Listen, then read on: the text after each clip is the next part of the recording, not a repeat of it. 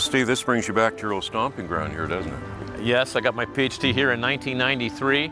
Hebrew Union was founded in the 19th century, and in fact, it's 140 years old this year. I came here to study the Semitic languages so I could understand the Old Testament better, and studied many Semitic languages and other languages as well.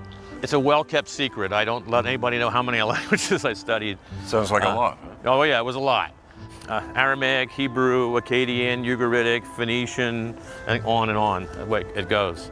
So does it make you a Hebraist? I am a Hebraist, that's right. It was a wonderful experience here, Hebrew Union, and this is the place I live, basically. This is the Clow Library. In the library, huh? Oh yeah. At the time it was 600,000 volumes. I think it's bigger now. This is really interesting. This is from 1524. It's called the Second Rabbinic Bible. The custom was to name books after the first word of the text. So the first word in Genesis is Breshit. Genesis 1:1 is Breshit bara Elohim et hashamayim ve'et haaretz. So Breshit is the first word, and it means in the beginning. Okay. So this is from 1524.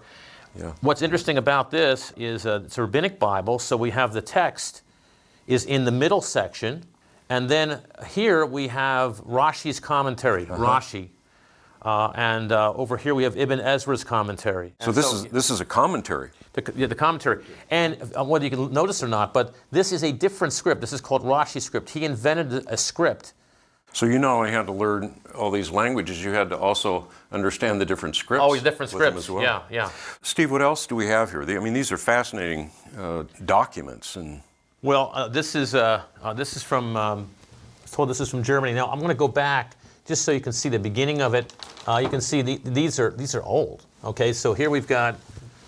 This is the word Breshit, and you can see that this is pretty beat up. Yeah. So if we move it very carefully, here is the.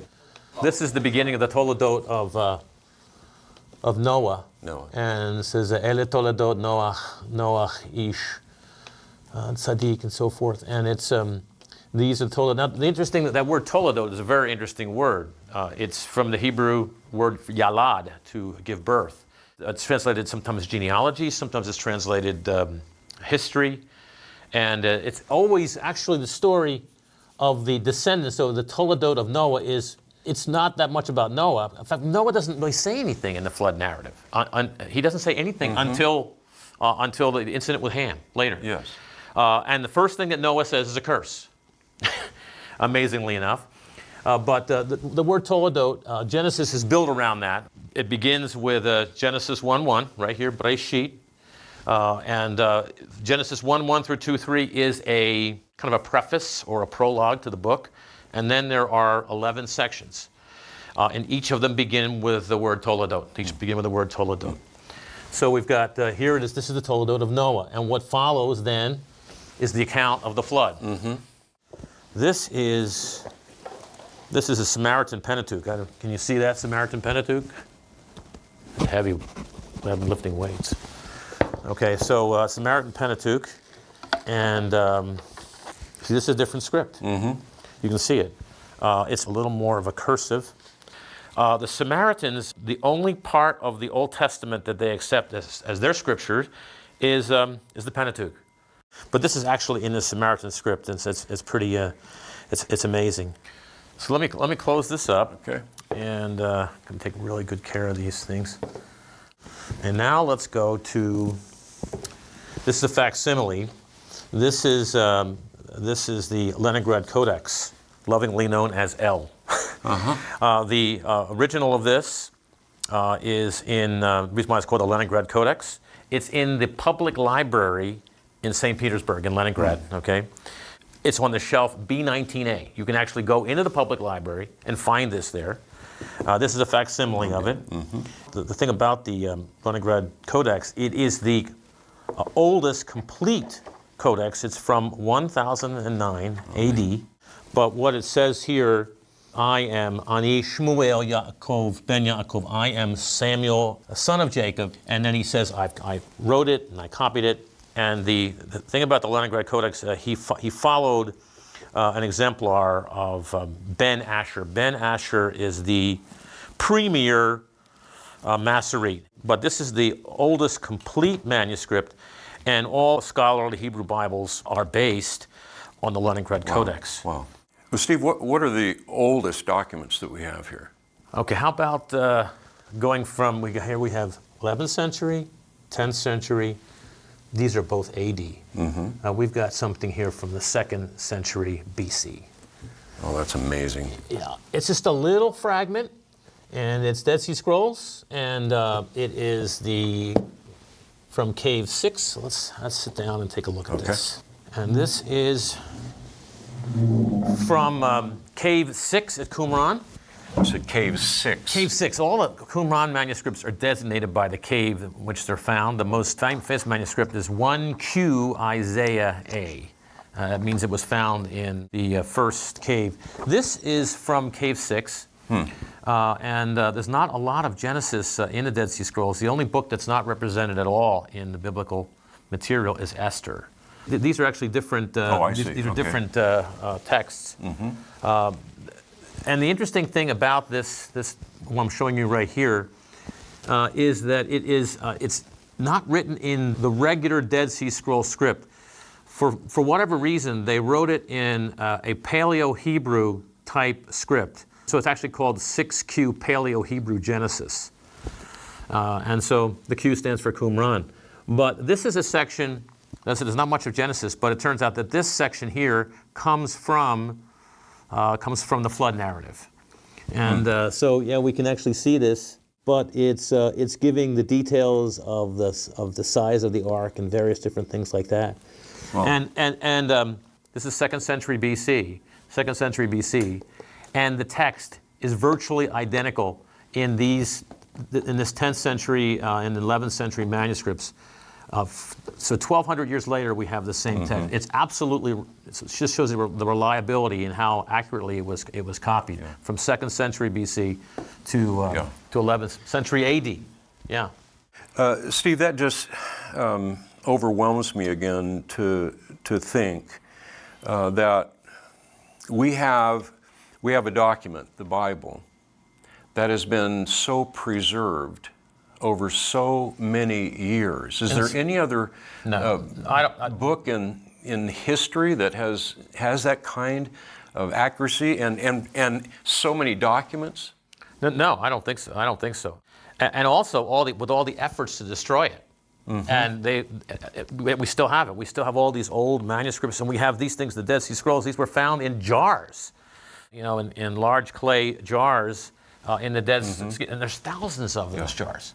Steve, it seems in all the things that we've been looking at and pointing to that there is a lot of history in the Bible.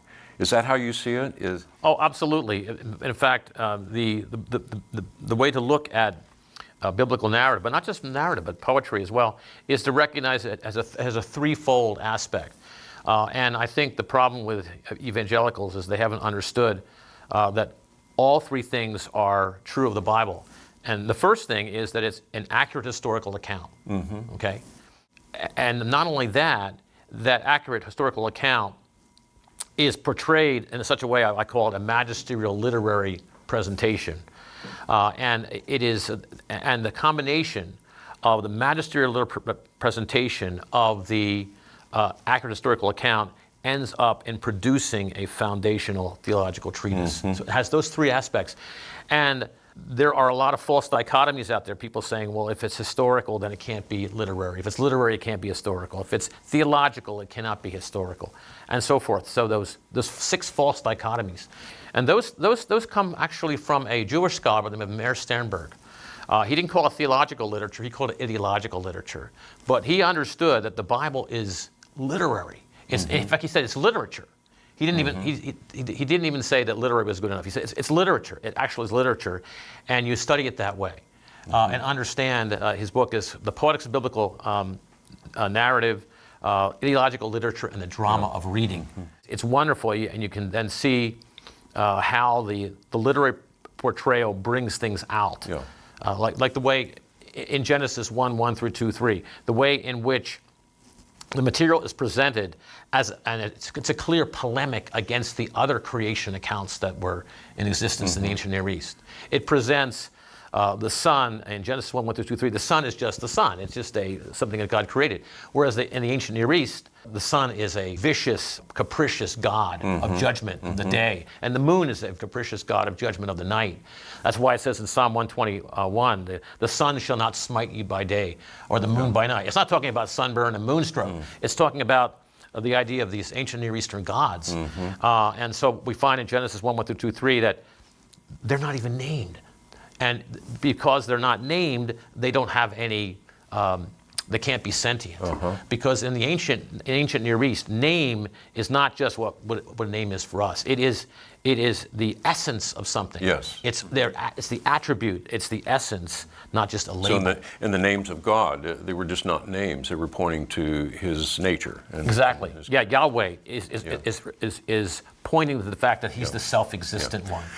Steve, when you say one of those characteristics, the first one you mentioned is that the Bible is accurate history. Oh yeah, absolutely. I mean, we know, all of us have known for a long time that the history of the Bible has been under severe attack. Right. And yet it appears that archaeology is again and again confirming that history is true. Is that what you mean by saying it's accurate history?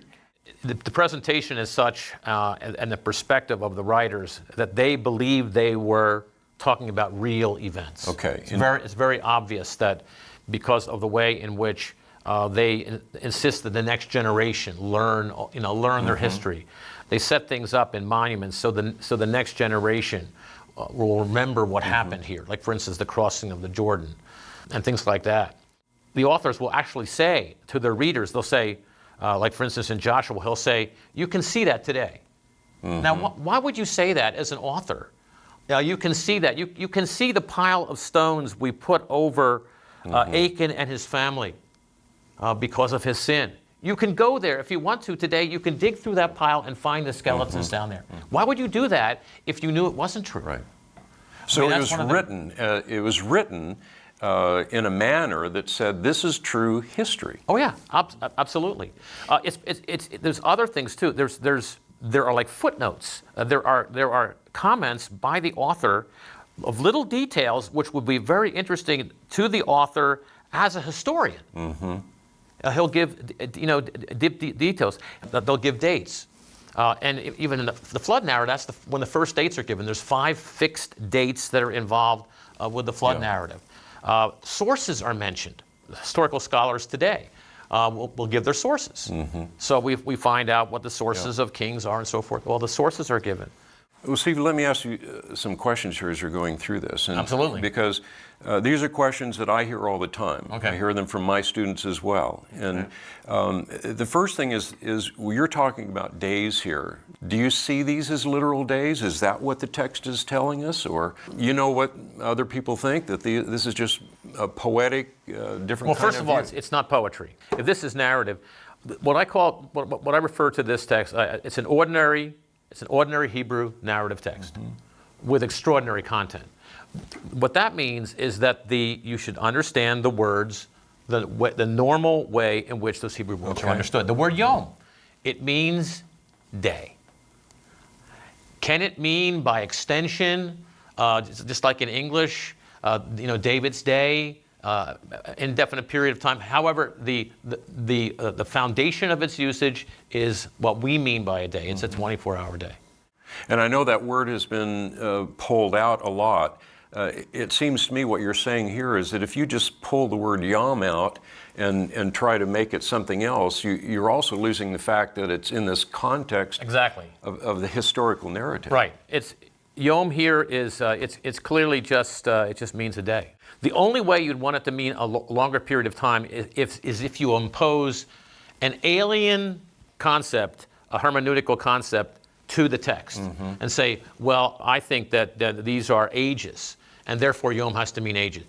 What we have to always do is start with the text. Yeah. If we start with the text, Yom means day. Well, we were just talking to Paul earlier. We were talking about these paradigms and how powerful those are. Is that what you're referring to? That someone has a different paradigm and then therefore trying to read the text into that paradigm? Yeah, and as a result, they also say that, Old Earth evangelicals, what they'll say is that this text is poetic. It's a mythical, poetic text that teaches truth, but it's not. It does not represent what it appears to be representing. And what I'm saying is a Hebraist, and I'm not saying I'm the world's greatest Hebraist in any sense, but the world's greatest Hebraist all affirm that this is a narrative. They say that that's one of the unique features of the Genesis accounts of creation and the flood is that they are narratives, because in the ancient Near East, they are done in epic poetry, which is very different. And here we have narrative to indicate that this is historical. The ancient Near Eastern accounts are so different, with Tiamat being this monstrous serpent goddess who wants to devour Marduk, all this kind of stuff, and he calls the winds in to fill her up, and she blows up, and then he takes her carcass and makes the universe out of it. That's so different what we have here. God saying, Yehi Or, let light be, and Vayhi Or, and light was. So it's just so different. So different here. Well, that's a powerful thing that you said, that all Hebraists look at this and understand this is historical narrative. Oh, yeah. So when we come to the passage that talks about the creation of Adam and Eve, you're seeing that as a clear historical event, which would stand in direct opposition to the conventional paradigm that's taught everywhere, that Adam and Eve evolved out of a long, long process. The biblical text is not compatible with the standard, the conventional paradigm. You can't put the two together. You can't do it. And my research is showing that this is actually historical narrative means that they can't do it. It's not poetry. It's not statistically admissible. Well, Steve, this is interesting to me because you not only see this as a Hebraist, linguistically, as historical narrative, but you have done scientific research to also show that it is. Tell me more about that. It was with an ICR-sponsored project called the RATE Project, which stands for Radioisotopes and the Age of the Earth. And they let this Hebraist in with all of the geologists and physicists, these brilliant geologists and physicists. But what I wanted to do was to quantify. People, as I say, Hebraists, they know intuitively that it is narrative, but can we prove it? Can we do it mathematically or statistically? So what I did was I worked with two statisticians. I counted the number of a particular verb type called a vayikol. It forms the backbone of Hebrew narrative, okay? And so I counted the number in all of the passages. I went through all the passages of the Hebrew Old Testament. I identified which passages were they considered to be a narrative, which were poetry. And then the statistician, he picked random number generator, which ones I would analyze. I counted the number of vayiktols in each passage, and we showed statistically that as you moved from poetry to narrative, that the number of vayiktols went way up to like above 50%, and the other direction it was down 4% or something like that. And then my question is, could you use this in some way to predict, based upon the number of vayiktols, whether a passage was poetry or narrative?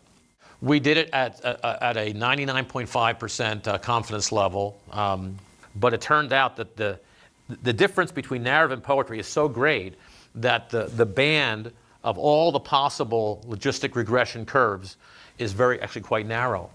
And as a result, looking just at Genesis 1 through 2:3, the probability that it is narrative is between 0.999942 and 0.999987.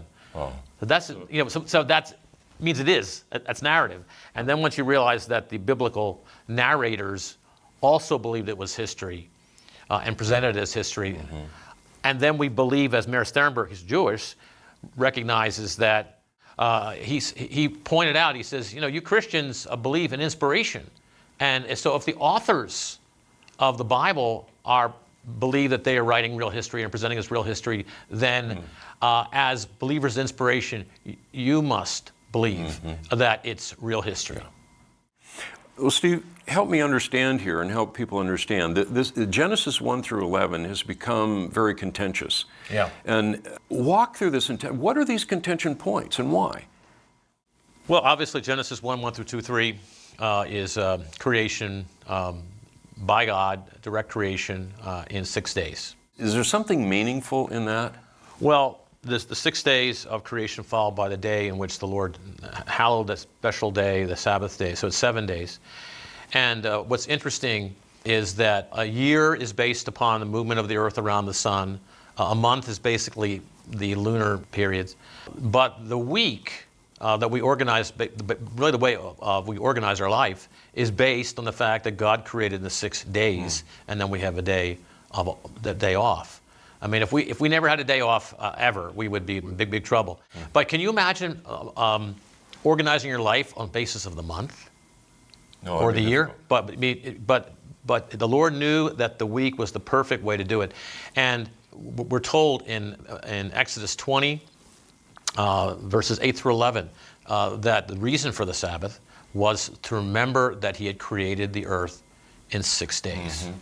Then we're told elsewhere, also in the tabernacle legislation, that He had created the earth in 6 days. This is very important. Something's repeated several times that the Lord had created in 6 days. Now, He could have created instantaneously, but He chose to do it this way. I think for us. Hey everyone, if you enjoyed this, don't forget to like, leave a comment, and subscribe. It really helps a lot. Thanks for being here, and I'll see you in the next one.